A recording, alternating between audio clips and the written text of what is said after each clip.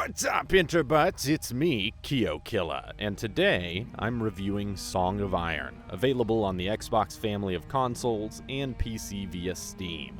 Let's get started. Song of Iron is a side-scrolling narrative adventure in which you, a villager whose village just got burn-smashed, goes on a revenge tour to smash-burn those who burn-smashed your village. On your journey, you'll collect power-ups via magic-imbued gear to give yourself some godly oomph, solve some puzzles, unravel some mysteries, headbang, and insta-die in hilarious physics-laden glory.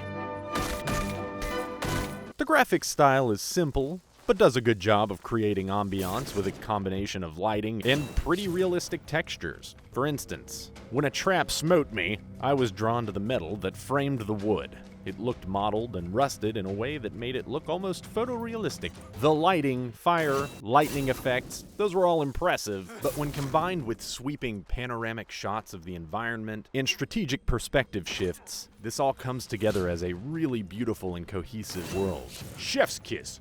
Mwah! The sound design is par for the course, with plenty of clinks, grunts, and sparse voice acting that aren't gonna win any awards, but do exactly what they need to do.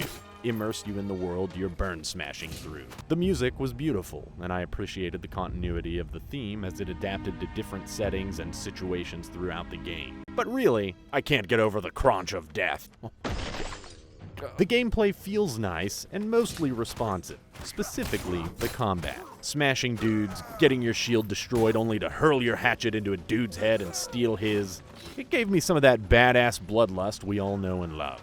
I would say that a majority of the time I played, I liked the responsiveness of the controls when running, jumping, sliding, and fighting. The only times that I felt they got in the way of themselves were minor interactions that would cause a non-functioning transition, like when activating your speed boost. There's no need to use the sprint function, because it makes you run fast automatically upon moving.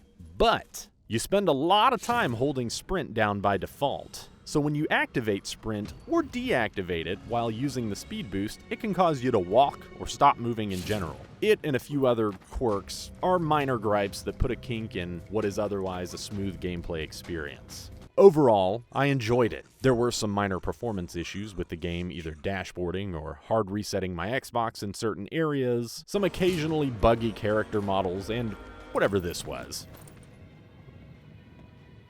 Someone didn't pay the elevator bill. But my biggest complaint, if you can even call it that, is that by the time I collected all of my powers, the game was over before I had a chance to really utilize them. In that spirit, it feels like a beautiful and fun demo of the ideas and mechanics presented rather than a fully fleshed out game. It was a world that was beautifully crafted with a sequence of beautiful environments that made me feel like a tourist passing by rather than a citizen. To be fair, this game was created and published by Resting Relic, which is just one guy, Joe. And for 20 smackaroons, I feel like it was well worth the asking price to both A, experience the unexpected story resolution and hurl various weapons at people, and B, support a solo dev that busted his ass to make this game happen. If what you've seen is appealing, or you want to support a solo developer in a sea of content, or anything in between, I suggest snagging a copy. Or two. Either way, thank you for stopping by and watching my review. If you liked what you saw, definitely subscribe, like the video, and comment to your heart's content. All of that helps with the ambiguous algorithm. Feed it. Feed the algorithm. You are amazing as always. I'll see you next time. Later.